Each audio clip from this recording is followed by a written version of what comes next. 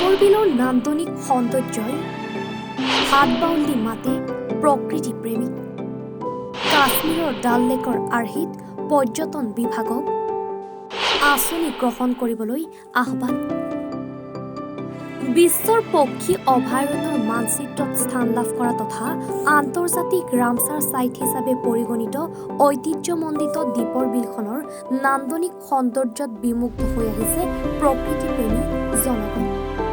বাৰিষাৰ সময়ত দীপৰ বিলৰ নান্দনিক সৌন্দৰ্যৰাজি উপভোগ কৰিবলৈ দৈনিক বিয়লিৰ পৰা দীপৰ বিলৰ পাৰত উপস্থিত হয় যথেষ্ট সংখ্যক দেশী বিদেশী পৰ্যটক।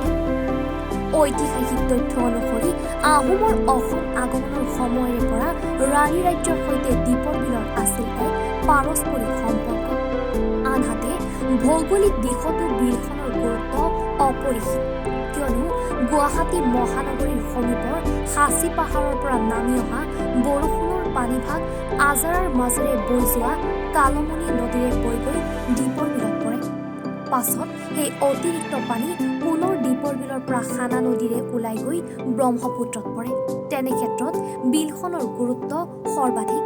তদুপৰি যথেষ্ট সংখ্যক থলুৱা প্ৰজাতিৰ মাছ, কাছ আৰু অতি মূল্যৱান জলজ উদ্ভিদেৰে পৰিপূৰ্ণ দীপৰ বিলৰ পৰ্যটন ক্ষেত্ৰলৈ উন্নীত কৰিবলৈ স্থানীয় কেইবাটাও প্ৰকৃতিপ্ৰেমী দল সংগঠনে সুদীৰ্ঘ বছৰ ধৰি ৰাজ্য চৰকাৰৰ পৰ্যটন বিভাগক দাবী জনাই আহিছে। যদিও পৰ্যটন বিভাগে বিলখনক উন্নীতকৰণৰ ক্ষেত্ৰত আদ্যাপি কোনো ধৰণৰ বিভাগীয় পদক্ষেপ কিন্তু গ্ৰহণ কৰা দেখিবলৈ পোৱা নাই।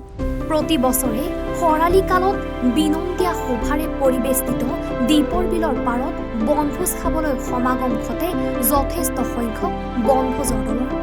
দীপৰ বিলৰ পৰ্যটন ক্ষেত্ৰখনৰ উন্নয়ন আৰু পৰিৱেশ সংৰক্ষণৰ হকে কাম কৰি অহা দীপৰ বিল সুৰক্ষা মঞ্চই বিলৰ পাৰিপাৰ্শ্বিক ভাৰসাম্য অটুট ৰাখি পৰ্যটকক আকৰ্ষণৰ বাবে বিলখনত কাশ্মীৰৰ ডাল লেকৰ আৰ্হিত নৌকা বিহাৰৰ ব্যৱস্থা গ্ৰহণ কৰিবলৈ আহ্বান জনাই আহিছে।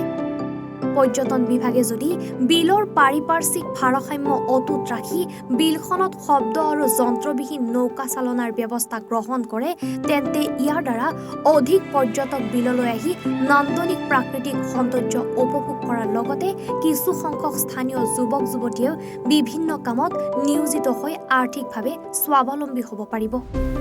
News desk report, any Bharat 24। নমস্কাৰ, মোৰ নাম নিৰুপম শইকীয়া। এনি ভাৰত 24 এটা নতুন অনুষ্ঠান লৈ আহি আছে, জুবিনৰ গানে কি আনে। তাৰ অডিশ্যনসমূহ অসমৰ প্ৰত্যেকটো ডিষ্ট্ৰিক্টত হ'ব আৰু এটা ৰিয়েলিটি শ্ব' হয়। আপোনালোকে দিয়া ফোন নম্বৰ যোগাযোগ কৰিব পাৰে আৰু আপোনালোকৰ ওচৰলৈ এনেও গৈ আছে তেওঁলোক, আৰু আশাবাদী যে আপোনালোকে এই অনুষ্ঠানটোত ভাগ ল'ব আৰু আশা থাকিল যে আমি খুব সুন্দৰ সুন্দৰ গায়ক দেখিবলৈ পাম। ধন্যবাদ।